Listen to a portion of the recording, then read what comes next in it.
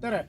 Hea, et olete jälle meiega ja täna siis räägime kliimamuutustest ja et asjast parem ülevaade saada, kohtume mõne asjatundjaga.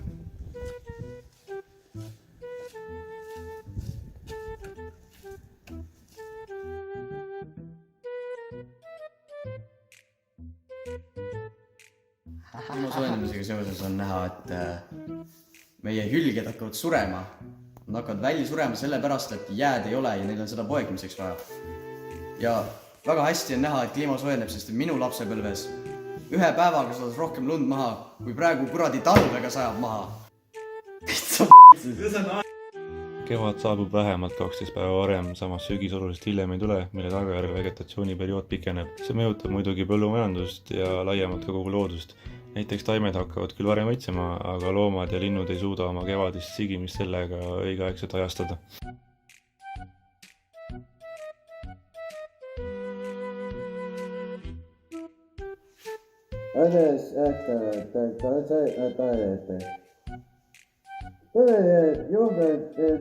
Virbut ja haigus palju.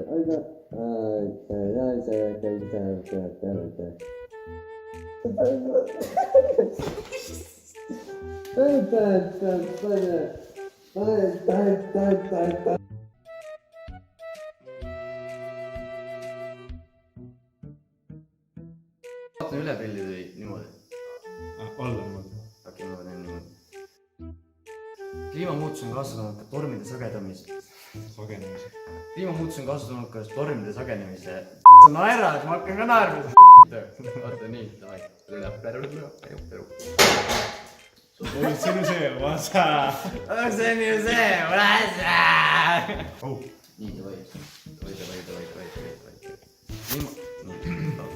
Käib jah?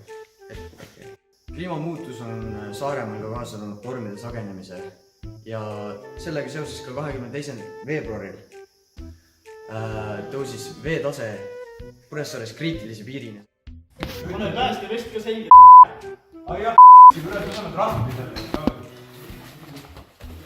Tõusis tuulekiirus kuni 30 meetri sekundis, mille tagajärjel Saaremaal tõusis veepiir kriitilise piirini.